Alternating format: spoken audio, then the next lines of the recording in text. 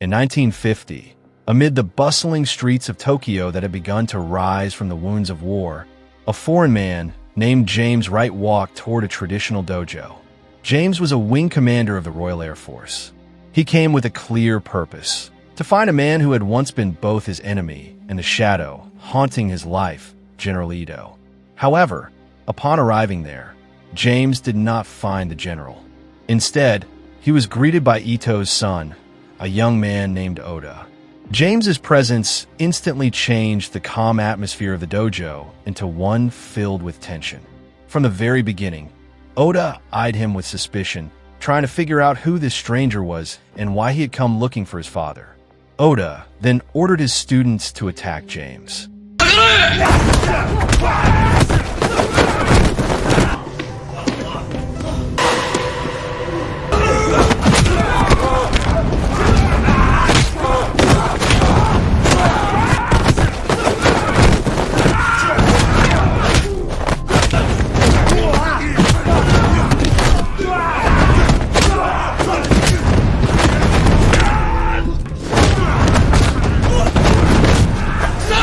Seeing all his students defeated so easily, Oda quickly commanded them to stop. At that very moment, the scene shifted to events of the past.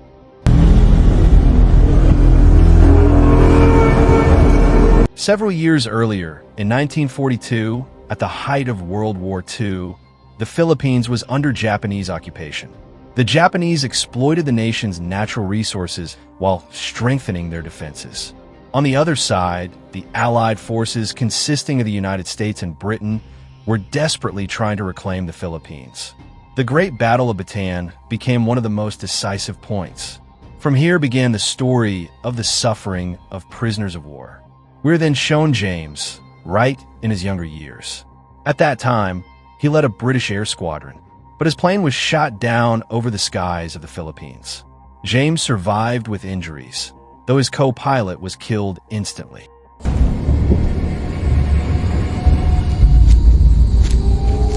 The next morning, James tried to hide in the jungle, moving stealthily to avoid Japanese patrols. He even managed to kill several soldiers with a knife and explosive traps.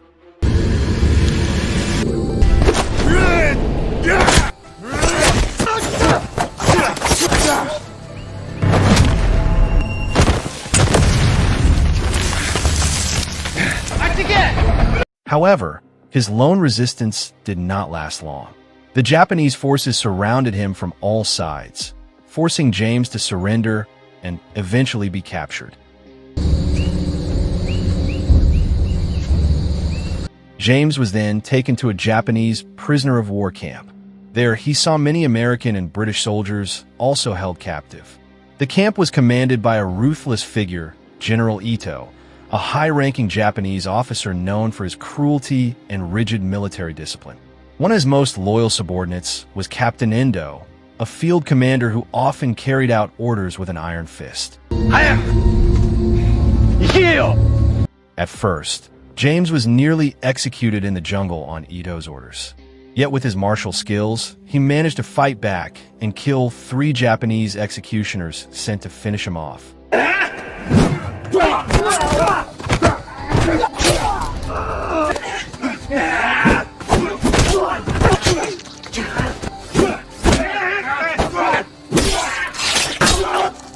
Unfortunately, his escape attempt failed. He was once again trapped by Japanese troops and dragged back to the camp.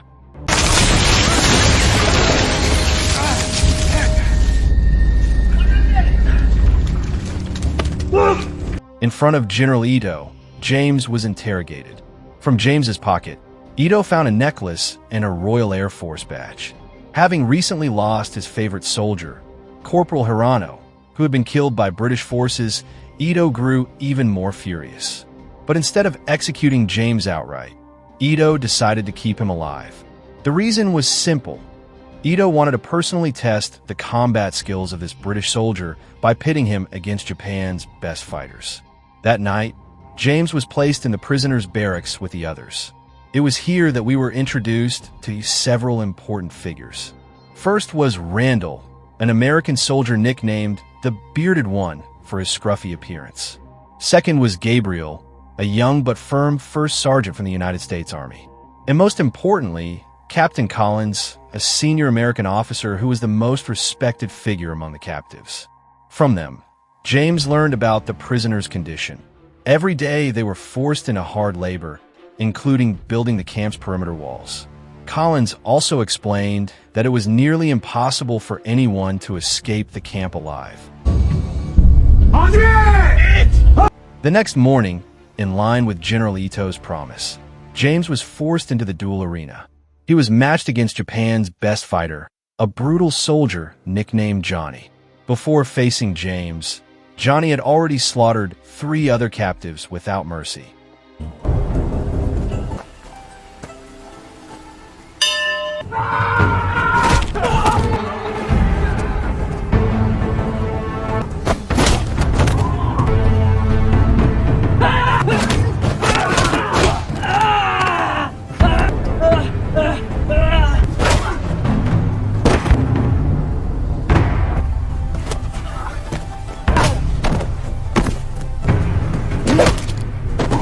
Fight to the death. Then it was James's turn. The fight was fierce, but James managed to endure thanks to his unique background. Before the war, he had studied various martial arts techniques in Hong Kong, Thailand, and even Japan itself. This made his fighting style superior. When he hesitated to finish his opponent, Ito shouted, ordering him to fight to the death.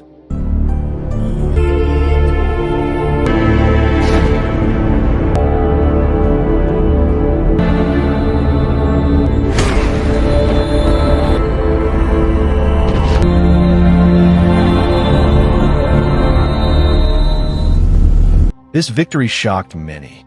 Collins began to see great potential in James, while Endo demanded that Ito execute him immediately. But for some reason, Ito refused. He remained curious about the forbidden techniques James had used.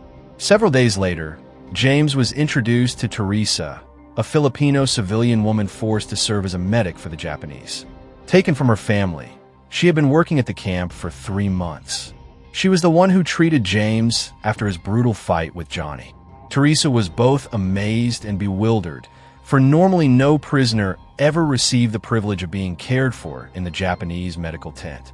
From conversations with Ito, it became clear that the general was increasingly fascinated by James's abilities, especially since his fighting resembled techniques considered forbidden in Japanese martial arts. Ito was convinced James must have once studied such method from a Japanese master in the past. Day after day, James was forced to keep fighting.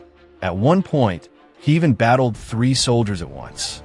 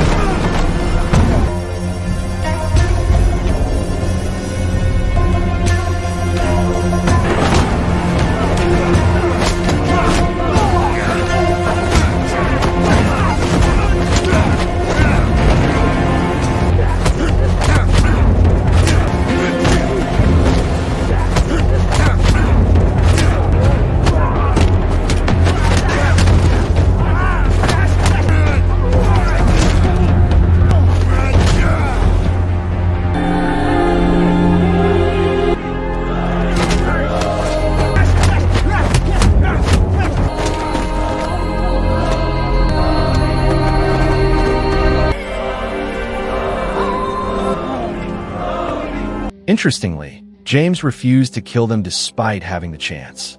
To him, they were merely ordinary soldiers following orders, just like himself. But his mercy brought tragedy. The 3 were executed for disgracing the honor of the Japanese military. Amid all this suffering, James began to plan an escape. He suggested to Collins and Gabriel that all they needed was a radio to contact the Allied forces offshore. Their target was the radio in the guard tower. One night, taking advantage of a distraction created by other prisoners, James managed to sneak into the tower and steal the device.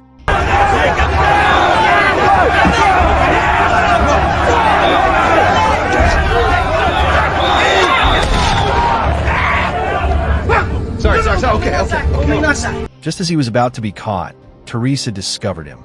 Luckily, she chose to cooperate on the condition that she be included in any escape attempt. The radio was successfully hidden among rice sacks, and from then on, James became more determined to lead this dangerous breakout. The next day, General Ito ordered a brutal punishment for James. He was tied in the center of the arena, and one by one, Ito's men were summoned to beat him with wooden sticks each time the bell rang. All the prisoners watched in horror.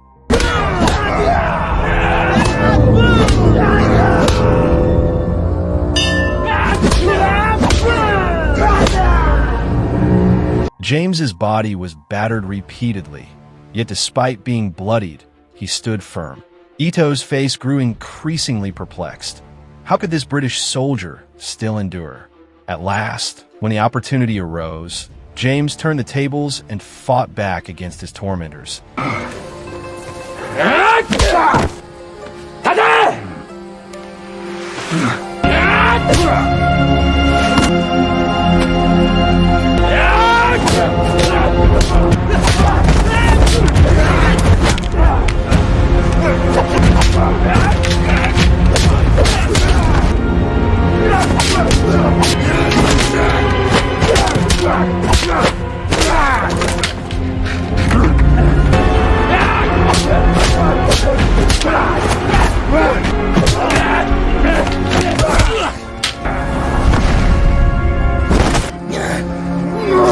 Defeating 3 of them in front of Ito's eyes.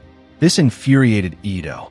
In his rage, he vented his fury by shooting several innocent prisoners.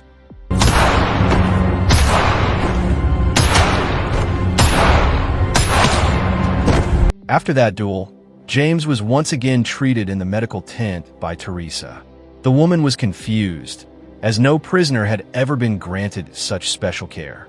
She then told her story, how she had been torn from her family by Ito and forced to serve as a medic for months. James began to feel sympathy, and the two built mutual trust. James then asked Ito why he was treated so differently, tortured but never executed. Ito replied that he was intrigued because James used forbidden combat techniques known only in certain Japanese martial arts schools. That was why he wanted to keep testing James's limits. James coldly responded, if Ito kept forcing him to fight, eventually he would run out of soldiers. A few nights later, James and Gabriel slipped out of the camp. They headed to the coastline to confirm something.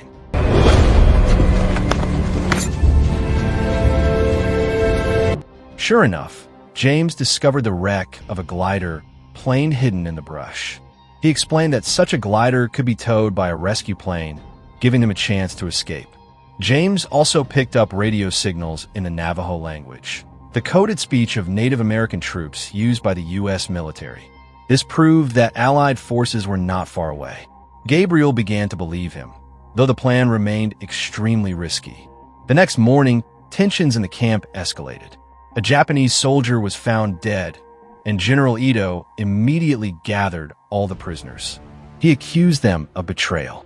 Captain Collins was made the prime suspect and brutally tortured for a confession. Seeing his comrade near death, James finally confessed that he was the infiltrator the night before. Arrogantly, Ito demanded James demonstrate the forbidden technique he possessed, or the prisoners would be executed. James refused, and as a result, several captives were shot on the spot. As an additional punishment, Collins was forced to fight 3 Japanese soldiers at once.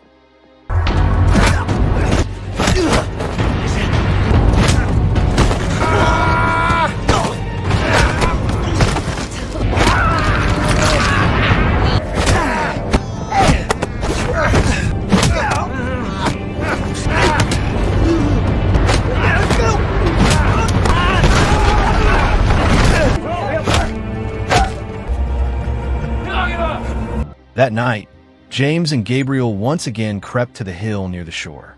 Using the radio, they sent their coordinates in code. That's a... The attempt worked. The next morning, American forces launched a massive bombardment on the Japanese camp. Explosion after explosion destroyed the guard posts, throwing the Japanese into chaos. Amid the confusion, Teresa rushed to the prisoners to help them escape. James urged her to come with them. A fierce battle erupted inside the camp.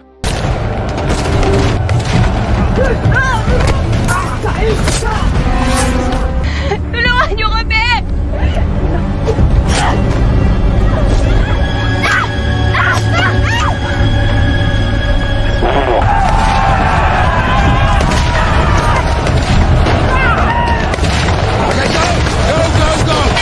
Gabriel fought ferociously against Captain Endo.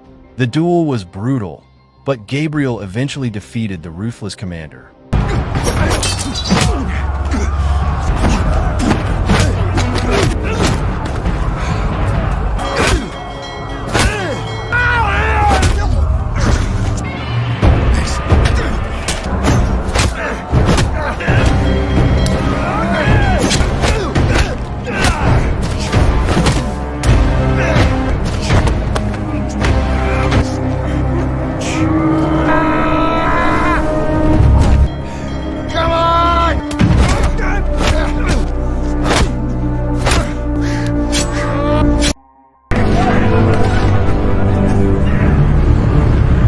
Meanwhile, Collins, still driven by personal vengeance, continued to fight, exacting retribution against the Japanese troops.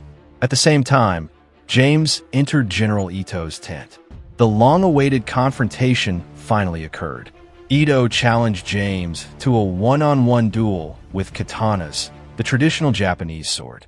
The fight was intense, filled with emotion and pride.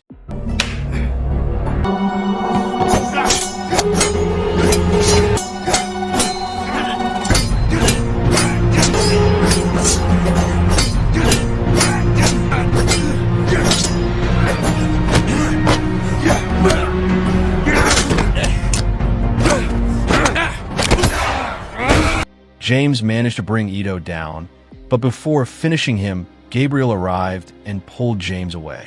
Seeing that James deliberately spared his life, the wounded Ito let them go, as if offering his final gesture of respect.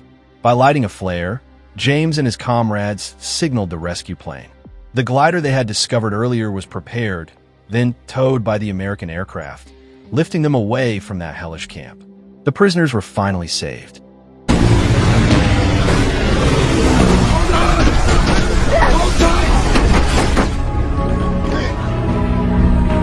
All right, lads. We'll be back. Several years after the war ended, in Tokyo in 1950, James Wright, now more mature, returned to a life that had once been part of his darkest past. With calm steps, he entered a traditional Japanese dojo filled with the sounds of students practicing martial arts. The dojo was led by a young man named Oda Ito, son of General Ito. James's presence instantly drew attention. Oda stopped his training, then looked at the foreigner with deep caution. A great question stirred in his mind. Who was this man, and what was the purpose of his arrival? Yet as he observed James's upright bearing and steady gaze, Oda recalled the old stories told by his father. General Ito had often spoken of a Western prisoner unlike the others, a British soldier he regarded as the strongest fighter he had ever met. His father had even once said that if that man ever returned, he would be someone worthy of respect. Oda's certainty grew stronger when James demonstrated a martial art technique that had once been his father's obsession. The movement flowed flawlessly, full of power, and reflected years of discipline.